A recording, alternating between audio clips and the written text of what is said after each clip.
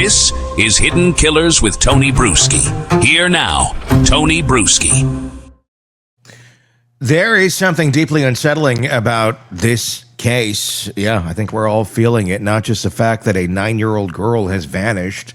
That's horrifying enough on its own. But the sheer confusion around every piece of this story. Of course, we're talking about the Melodee Buzzard case. Ashlee, her mom. The silence, the disguises, a strange, sterile phrase the sheriff's office keeps repeating. Not directly related. In terms of the now arrest of her mother. Because what we're seeing right now in the disappearance of Melodee Buzzard isn't just a mystery, it's a collision between reality and denial. A missing child, a mother who won't talk, and a legal system that seems to be speaking in riddles. Let's slow down and pull the threads apart on what is going on right now. Melodee Buzzard, 9 years old, from Lompoc, California, described by family as a sweet, quiet, creative little girl who should have been in school, at home, or anywhere other than the crosshairs of a missing persons investigation. Her mother, Ashlee Buzzard, is now sitting in jail on a false imprisonment charge. And here's where the confusion starts, because authorities insist that this new charge is not directly related to Melodee's disappearance. Charged for something else while your daughter is completely missing. Now, this has happened in other cases. They won't say who the alleged victim was, where it happened, or how long they've known about it. Just that it's a recent incident and that Melodee is still missing. That's it. That's the official version of events as we sit here and talk about this right now. But when you line up the timeline and the coincidences, well, they start feeling less like coincidences and more like a roadmap of panic and concealment. October 7th, Ashlee rents a white 2024 Chevy Malibu from a Lompoc rental agency. Surveillance footage captures her walking in with Melodee, both of them wearing wigs, not fun dress-up day wigs, deliberate concealment wigs. At least that's how it appears. Melodee's pulled low under a hood. The mother looking alert, tense, and purposeful. That's the last clear, confirmed image of the two of them together. What happens next looks less like a family road trip and more like a fugitive's itinerary. Over the next several days, the car moves east through the Mojave into Utah, across towards Colorado. And investigators believe that around October 9th, near the Colorado-Utah border, Melodee is last seen. After that, silence. On October 10th, the Malibu is returned to the rental lot in Lompoc. Ashlee walks in alone, no child, no credible story about where the child went, just a quick drop-off and a drive home. Then 4 more days go by before anyone even notices the little girl is missing. 4 days. It isn't the mother who reports her gone, it's the school district. They realize Melodee hasn't logged into her independent study program and hasn't been seen for an extended period.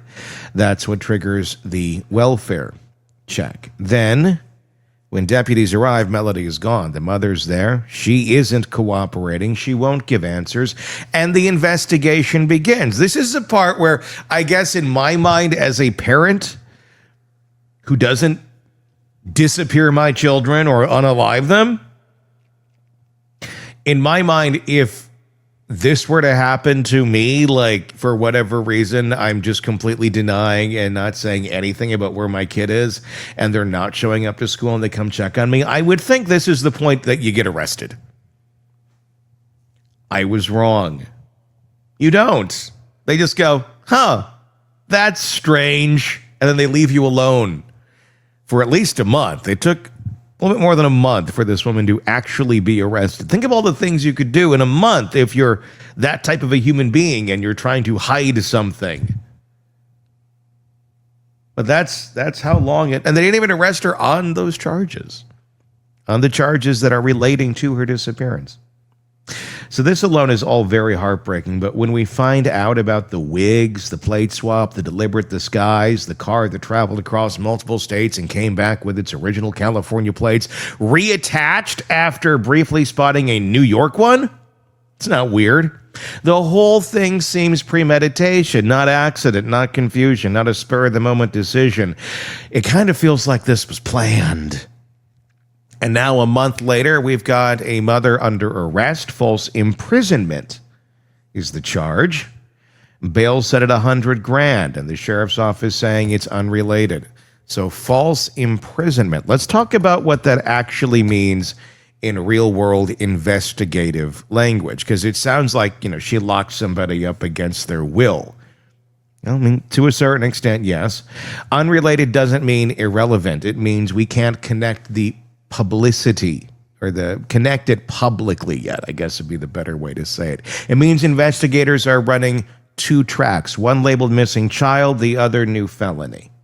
And behind the scenes, those tracks are likely crossing, every few minutes. False imprisonment, by definition, is the unlawful restriction of another person's freedom, keeping them from leaving a location. You don't have to chain someone to a wall to qualify either.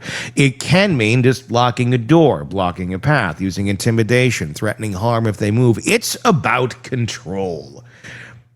And how liberally they're using that definition for her arrest, we don't know the answer to that yet.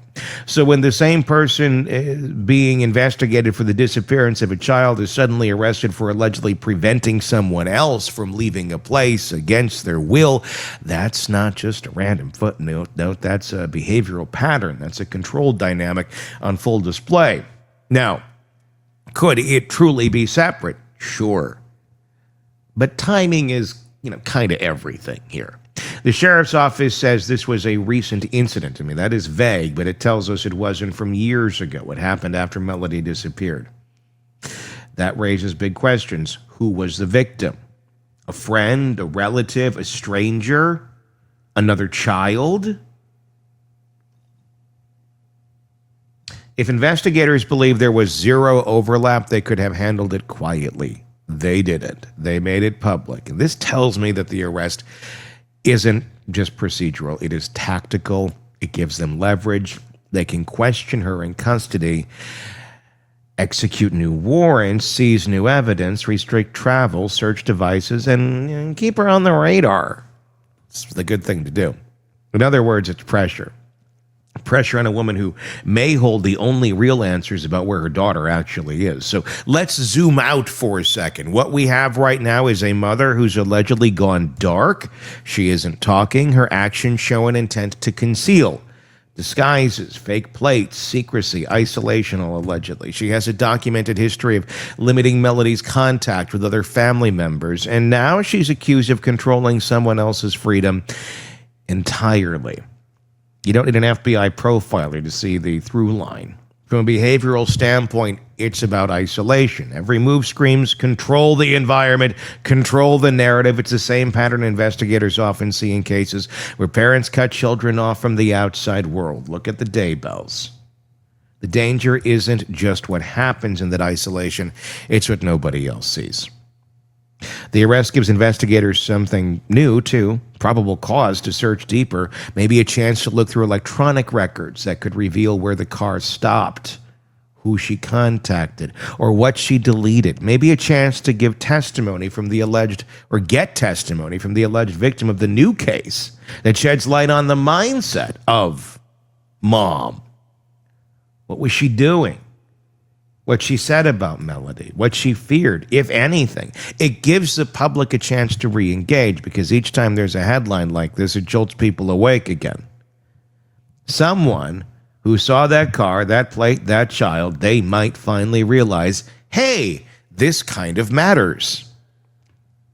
Now let's talk about what investigators are actually up against. This isn't a case with an obvious crime scene. There is no confirmed location of an abduction, no verified sighting beyond the 9th, no evidence yet of harm, and this makes it a digital puzzle. Every minute of that road trip has to be basically recreated from scratch. They're going to start with fuel logs and credit card charges, GPS breadcrumbs from the car's infotainment system, cell tower pings, license plate reader hits on interstates, toll data, motel receipts, even tiny things like fast food timestamps. You'd be amazed what can reassemble a timeline. One receipt, one camera angle, one forgotten traffic camera. All of it fits into the puzzle, and it's going to take a little time to put together. The wigs add another layer. Investigators have to determine if they were used to disguise themselves from surveillance or to pass through locations unnoticed, or just because they liked wearing wigs. A plate swap, also another big thing you don't normally do. A whole other layer of sophistication. You don't just accidentally change plates in the middle of a trip. In fact, it's kind of illegal. You can't have multiple plates from different states for the same vehicle. Someone bought those replacements. Someone planned for that. That's an indicator of premeditation and an attempt to avoid detection across state lines. Another crime. All of it points to one possibility here. Ashlee Buzzard did not want to be found. And she did an absolute shit job at this process. And yet, now she is in custody, facing a felony for imprisoning someone else. If this arrest is what it looks like, a tactical move, investigators may finally be able to keep her contained long enough to unravel what she did in those missing days. But let's not forget what's at the center of all this. A 9-year-old girl who didn't choose any of this. A child whose last appearance on camera was in a wig and a hoodie beside her mother. That's not a costume, that's concealment. Melodee's family has said they haven't seen her in years, and there's plenty of questions to go around there. She was kept away, that she wasn't allowed contact. That's the kind of isolation that too often ends in tragedy, not because anyone outside wanted it, but because systems fail to intervene early. Homeschooling, alternative programs, independent studies, all those phrases can mask neglect if no one's actually checking. So yes, this arrest might technically be unrelated, but it's another symptom of a larger pattern, a life of secrecy that swallowed a child whole. If you listen to law enforcement carefully, their words are measured. They aren't saying this is coincidence, they're saying not directly related. There's a world of difference between those two things. One means coincidence, the other means connection. It's just not proven yet, basically.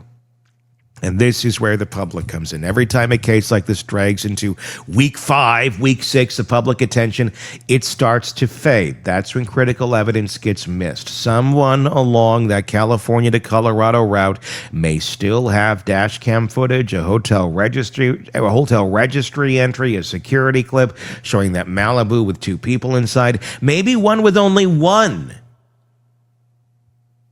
They may not realize what they are sitting on. Guaranteed, there is a lot people don't realize what they are sitting on. If you drove those highways between October 7th and 10th, look again. Look through your dash cam archives, your Ring notifications, your gas station receipts. If you're there, anything with a timestamp, because every case like this starts with a question and ends because someone somewhere noticed something they didn't even know was there. Right now, the official story is still missing. It's ending. The child's gone, the mother's behind bars, and the sheriff's office is trying to keep its investigation airtight. Yet there's no neat way to wrap this one. It is chaos wrapped in procedure, wrapped in heartbreak. That part is key. The part that hits hardest is the image of Melodee on that camera, that small child disguised, led by someone she trusted who knew what she was doing on her mission, heading out on a trip that no one can now explain. That's the image that stays with you because it says everything. This wasn't random. This wasn't sudden.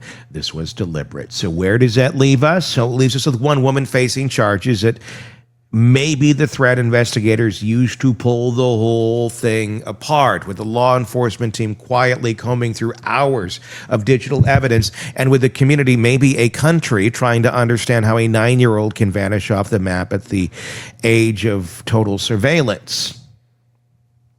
There's a clock ticking here, and it's not just about finding Melodee alive. It's about how long investigators can hold this story together before the public's attention drifts away. Every day that passes without resolution makes recovery less likely and accountability harder to achieve. If you strip away the polite language, this is what remains. A mother on the run, a child unaccounted for, and a system still catching up. Maybe that's the most tragic part. Not the arrest, not the confusion, but the silence. The absolute quiet where there should be noise, answers, outrage, urgency. But until someone breaks that silence, until the person who knows the truth finally talks, all we have are pieces. A wig, a car, a plate, a timeline, and a little girl whose story is still waiting to be told. And that, more than anything, is what should keep everyone awake tonight. If you know anything, let authorities know.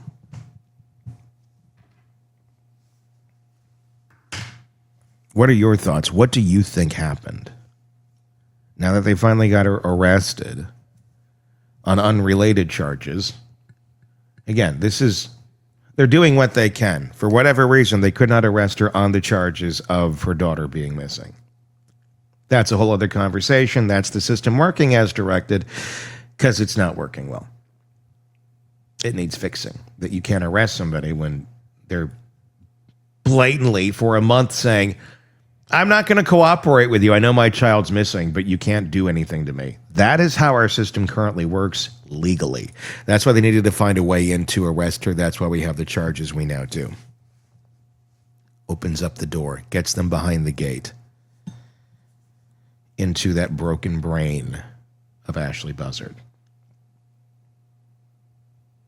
She, as far as we know, maintains her innocence on anything to do with Melodee. We do not know the answers to what took place, so it is all up in the air. It's all speculation at this point. Your thoughts in the comments section on YouTube, please. Tell me what you think. If you're not already there, just search Hidden Killers with Tony Brueski on YouTube. That's where you'll find us. I'm curious. I'm sure you are too. Tell me your thoughts. And hit subscribe while you're here too. I'm Tony Brueski. We'll talk again. Want more on this case and others? Then press subscribe now and don't miss a moment of true crime coverage from Tony Brueski and the Hidden Killers podcast.